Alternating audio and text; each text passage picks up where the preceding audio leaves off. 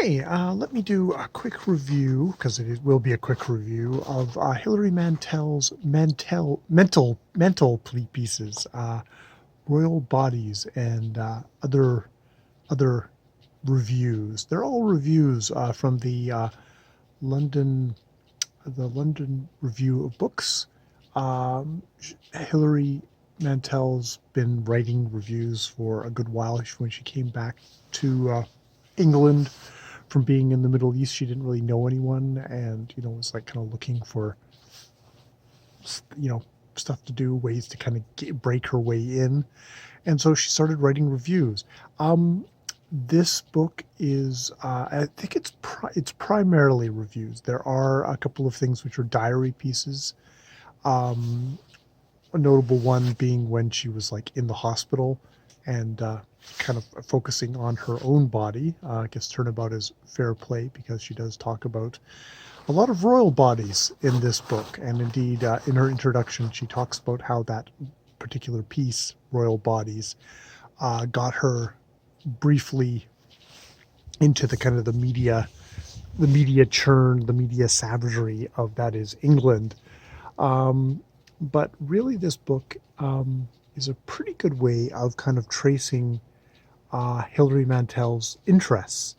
It very much focuses on the French Revolution, on the Tudors, on spiritualism. You know, fake clairvoyant people, stuff like that. Which really, a place of greater safety is her big book on the French Revolution. Obviously, there is the Thomas Cromwell Quartet, which I have been reading throughout this year, which is focused on the Tudors. And Beyond Black was her book on kind of focusing on a spiritualist who, yes, was a complete fraud, except she could actually commune with the dead, but didn't use that in her public huckster show, because that just would not have sold, because it was too dark, depressing, and off-putting. So these pieces are a really good way of kind of getting into Mantel's head, and also very much about women. There's a piece about a female revolutionary in this book, and how she gets basically attacked and beaten by other women, and declared insane. And there's a good question as to whether she actually was insane when she went into the insane asylum, or is that's how she ended up with the horrific treatment that one received in a mental asylum at that time, not an asylum at all. There's also the thing of, of the various women in this book. There's one on the very final one is on Margaret Pole, who was kind of the dragon lady, or perspective dragon lady, in especially The Mirror and the Light, the final of the Thomas Cromwell books, where it's like, is she kind of jockeying for position? She probably was. She didn't make it. Her sons, especially Reginald Pole, just didn't, wasn't able to pull off the coup that he was hoping to, getting Catholic countries to fund him. They never did. She gets into hot water within these things, because of doing the one on the royal bodies, which is, it sort of takes the example of Henry VIII's wives, and how they were focused on, you have to produce an heir. We're all about, breeding, these royals, royal women are there to produce heirs. There's a biological kind of beast thing that they need to do, as well as also be kind of the gods. And she kind of puts that to looking at the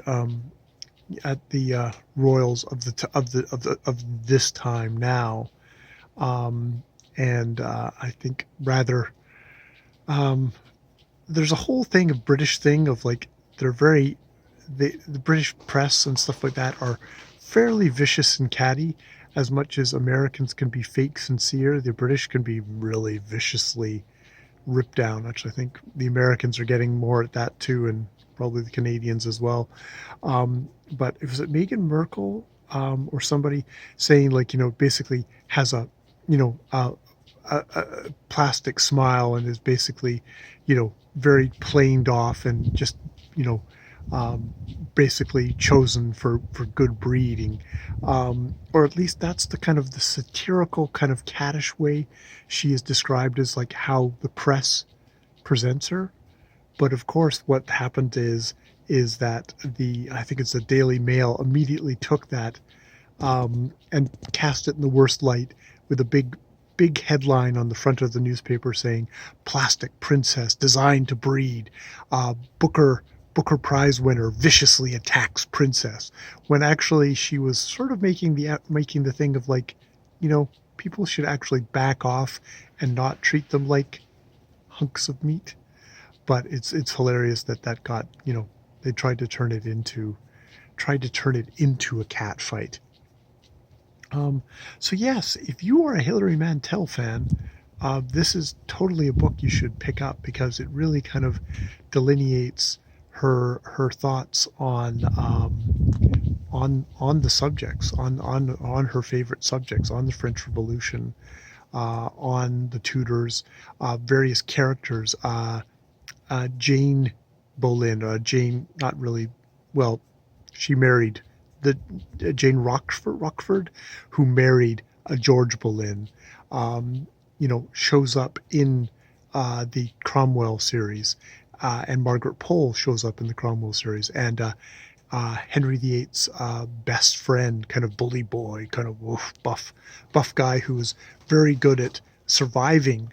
Actually, is one of the guys who outlived Henry VIII, by cheerfully just always going along with what his best bud, the king, wanted, and not being ambitious and never being a threat. It's like, it was a kind of a study in who did survive this, when Thomas More, Thomas Cromwell, all those wives, none of them survived. There was one wife there's one or two wives that actually lived out, but it's just like, so yeah, it's a really good thing. And I mean, she is a cracking good, this is, I have to say, essays there. It's one of these classic things of, I pity the poor authors that she reviews, because it's more of a way of, it's like, oh, we're going to give this to Hilary Mantel and she'll be witty for, however many pages.